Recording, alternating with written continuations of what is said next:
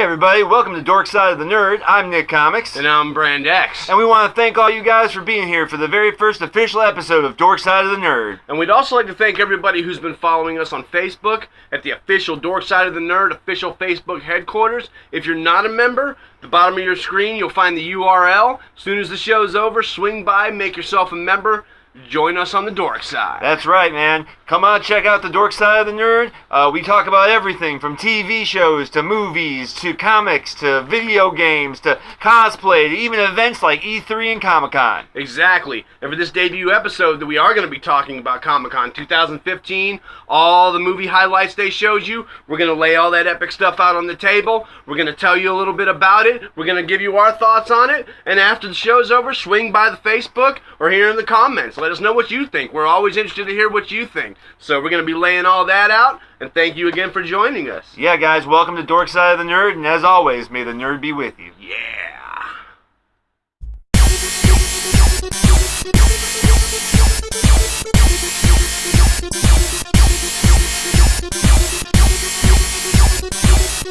Alright, guys. For our first episode of DORKSIDE of the Nerd, we wanted to take you guys through Comic-Con. Comic-Con 2015 happened while this show was still in development, and so we wanted to walk you guys through some of the TV shows, the movies, some of the trailers, some of the good highlights of Comic-Con that happened this year. Exactly, and even though we don't have the time to go through all of them, we thought we'd grab a handful of the ones we were really excited about, and I'm sure you guys are excited about, so let's get down to it. Number 1, Deadpool. Alright guys, so the directorial debut of Tim Miller, Deadpool. Yeah. Coming out February 12th, 2016, Valentine's Day weekend, for that special someone. You take him to see Deadpool.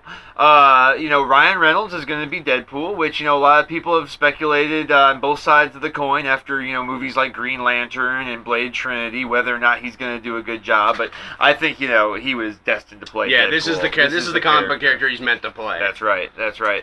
And he's got a great supporting cast that's going to be there with him. Morena Baccarin, the girl from Firefly, and also Jim Gordon's girlfriend on Gotham. Yes. She'll be playing Copycat, which is awesome because it's very rare that you see somebody play a character in the Marvel and the DC universe simultaneously, which just, I think, speaks to just what a great actress she is. Exactly. And she's good enough. She'll definitely knock it out of the park. So. I think she will, too.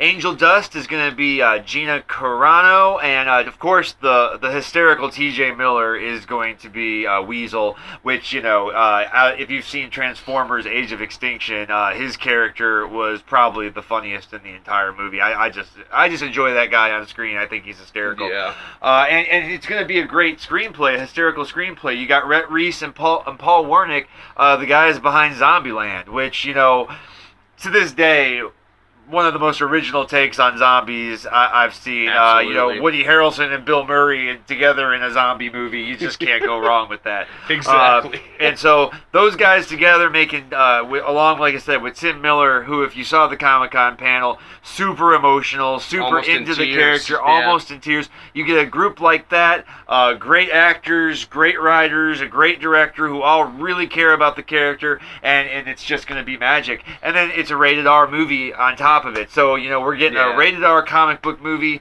I think Blade was one of the only other rated R comic book movies that came out. And to this day, that's still one of my favorite comic book movies of all time, was the original Blade. Wesley Snipes, he knocked that out of the park. Well, and with Deadpool, that's the only way to really do it justice is going to be an R rating. Absolutely. So, I mean, if you've ever read the comics, like I'm sure most of us have, Deadpool, a PG to PG-13 Deadpool could exist and be okay, but a rated R Deadpool is what you want, because that's going to give you all the aspects of the character in its purest form. Exactly. So definitely keep your eyes peeled for that one. It's after seeing that test footage, it's definitely one you're going to want to see on the big screen. Absolutely. So definitely keep your eye out for that one. And if you've only seen the test footage, you haven't seen the Red Band trailer, right now, pause this, go watch the Red Band trailer, do yourself a favor, because that movie is going to be awesome. Absolutely.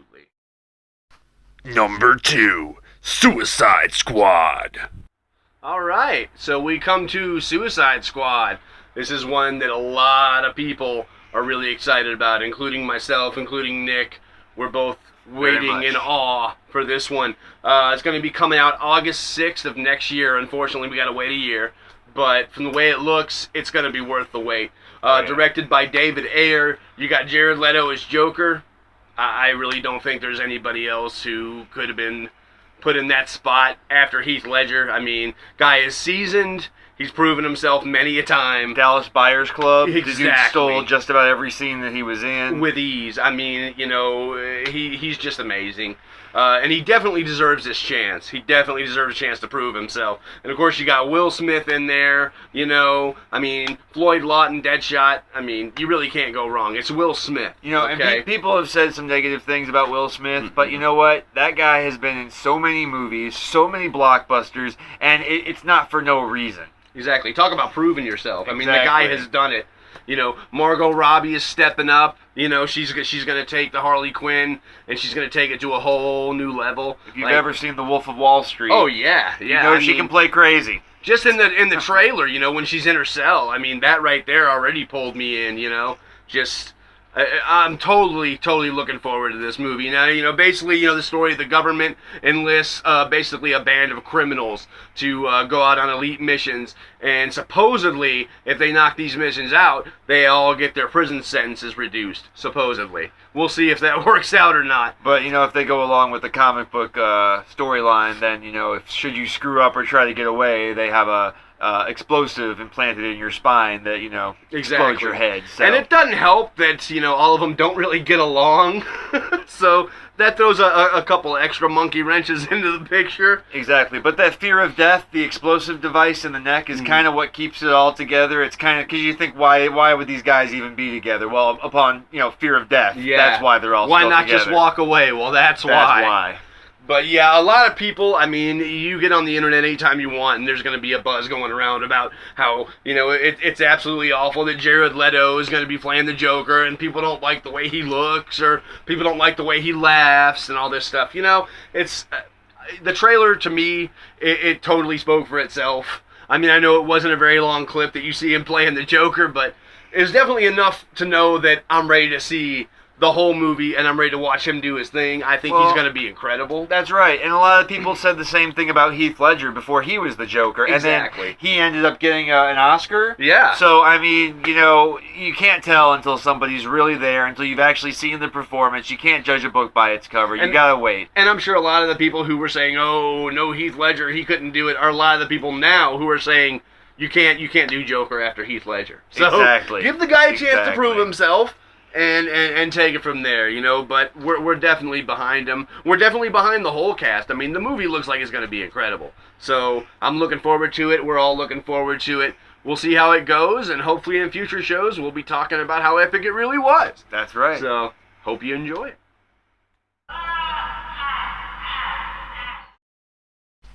Number 3, Batman vs. Superman. Alright, guys, so next up on our list is Batman vs. Superman. Directed by Zack Snyder, the next installment in the Superman franchise is slated to come out March 25th, 2016.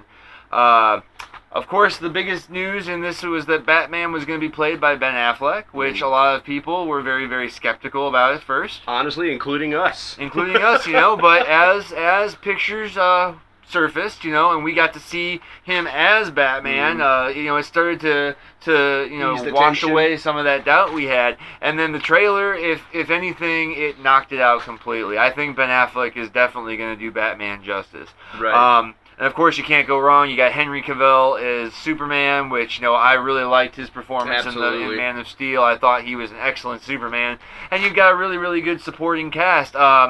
You know, to me, Jesse Eisenberg, he's still up in the air as Lex Luthor. Yeah.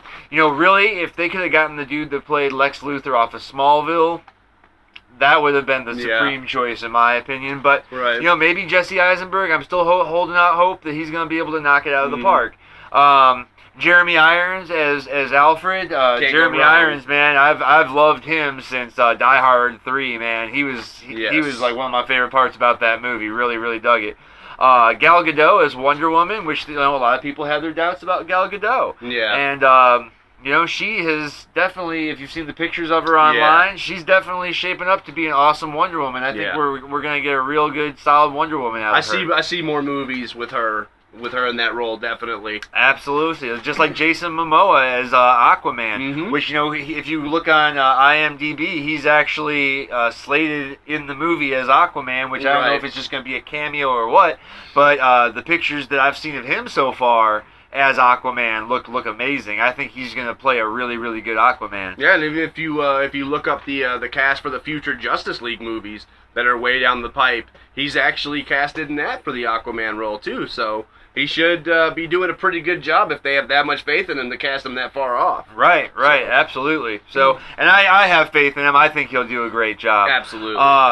And above all else, the writers, David S. Goyer. I know Chris Terrio, he did Argo, which, won some awards and everything. But David S. Goyer, I've been a fan of his. I mean, he did Puppet Master versus the Demonic Toys. Yeah, you're getting into the Full Moon franchise. Full Moon right there. franchises, yeah, man. Which back in the day, I was a huge fan. Still a huge fan. City of Angels, Dark City, which is one of my favorite movies of all time. Yeah. He did the Blade movies, Blade 1 and 2 he wrote for, and of course the whole Batman Begins trilogy. So his resume is pretty impressive. So I think, great writers, a great director, an awesome cast. It just seems like a can't miss for DC. Exactly. So we're all looking forward to it. We know you are too. Absolutely. And hopefully there'll be nothing but good things to be said. We'll see. Fingers crossed. Exactly.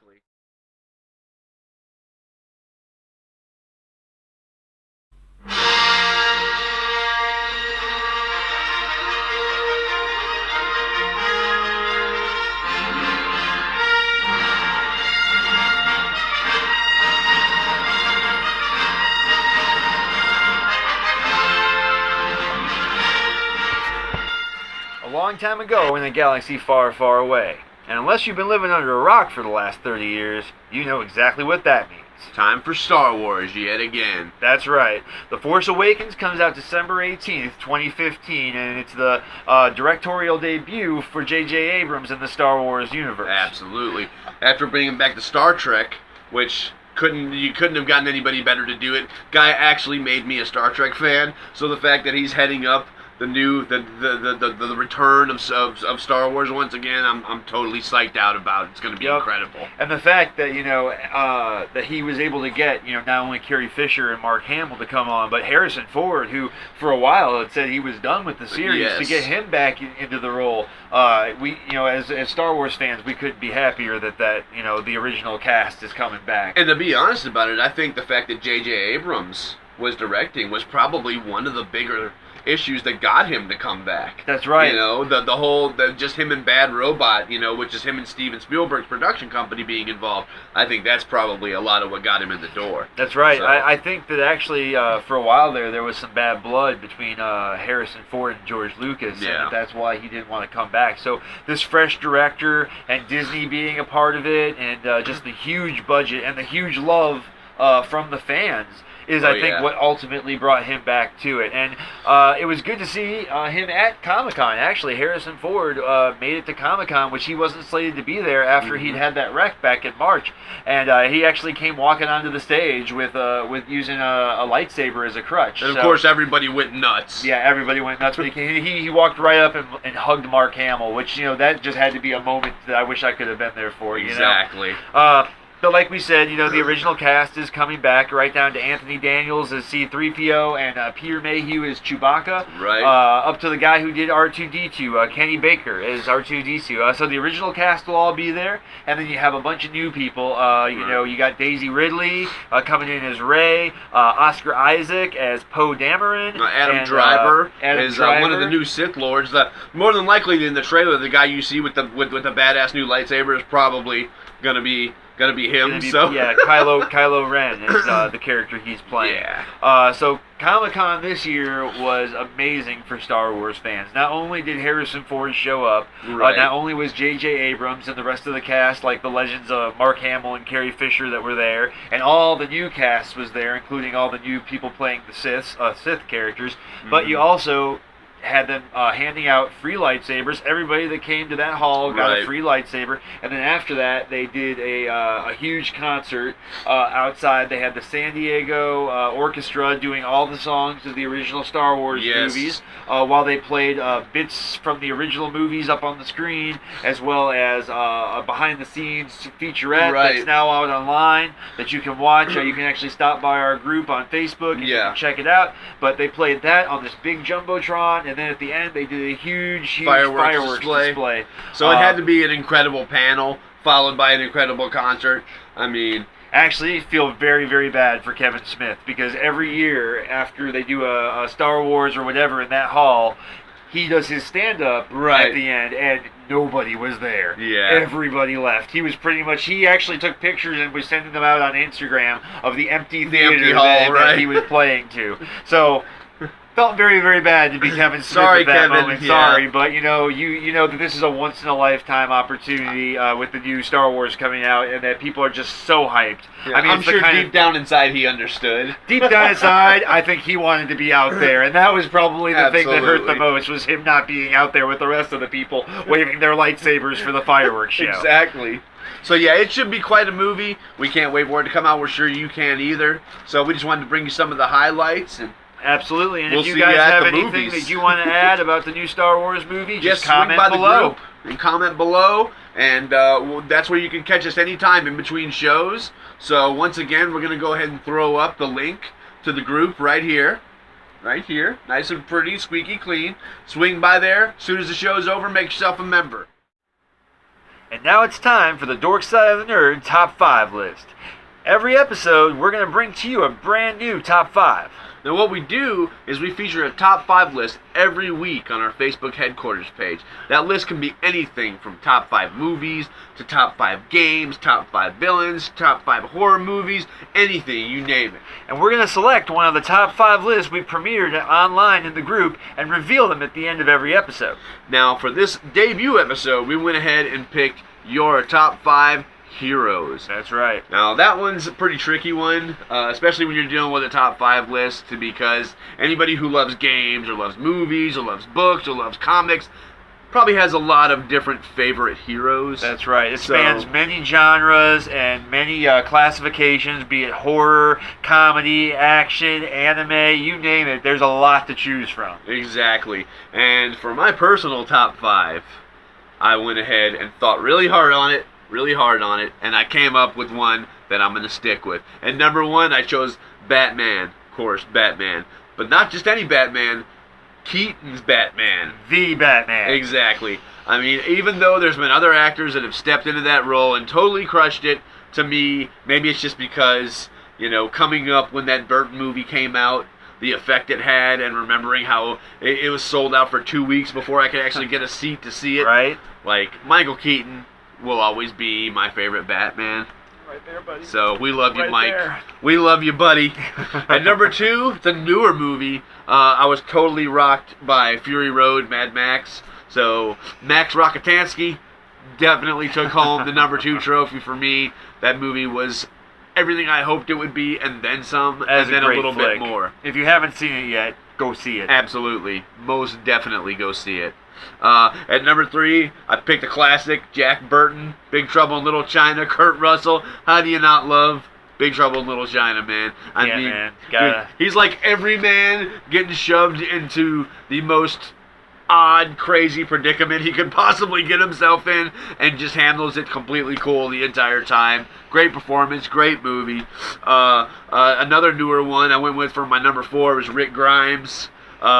Gotta show some love to The Walking Dead. Exactly, man. As far as Rick goes, he has finally turned into that dude that is just like, he's finally, you know, I think he's got a grasp on how to live in that world, even though he might be a little bit more on the violent side these days than some people want him to be. Exactly, but he's definitely become, I think, stronger than he's ever been in the entire run of the show. So, Season 5 was when Rick finally came out of the shell, finally. He really did, and I gotta admit, that moment when he finally did, which I think was the second episode of the last season, where he runs down the cop with the car.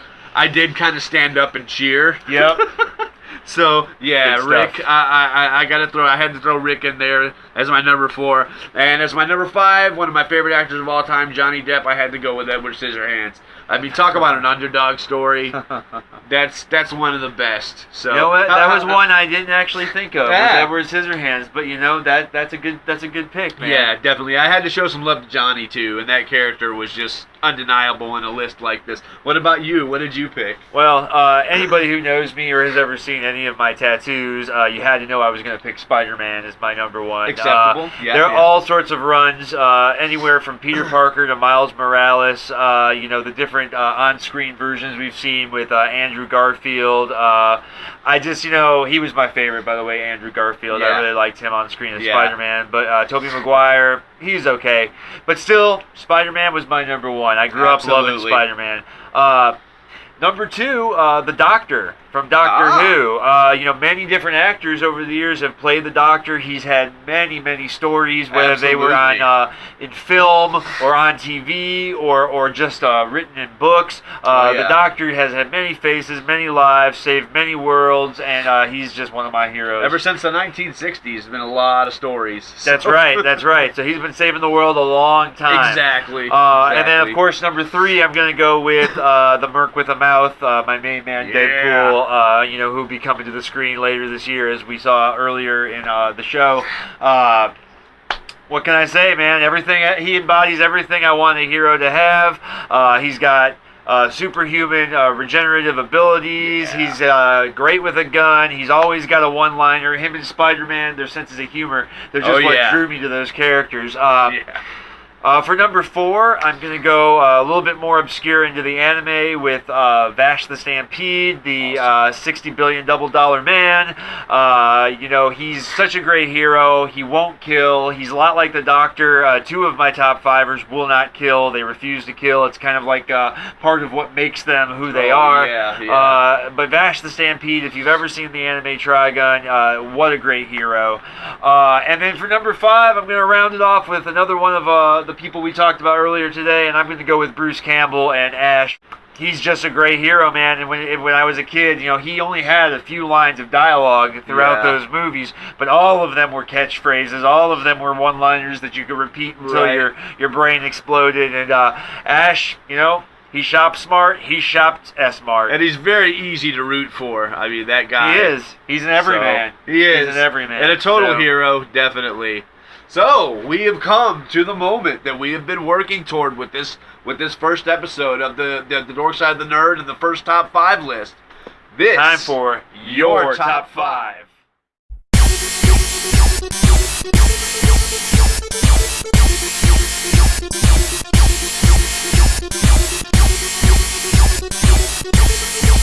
Alright, everybody. Thank you for joining us for our debut episode of Dork Side of the Nerd. Yeah. And also our part 1 coverage of Comic-Con 2015. That's right, guys, and join us next time, because we're going to be reviewing all the TV shows that came out of Comic-Con, as well as doing our next top 5 list. Absolutely, so don't you forget to subscribe, get all the new episodes as soon as they come out. That's right, or we'll release the hounds.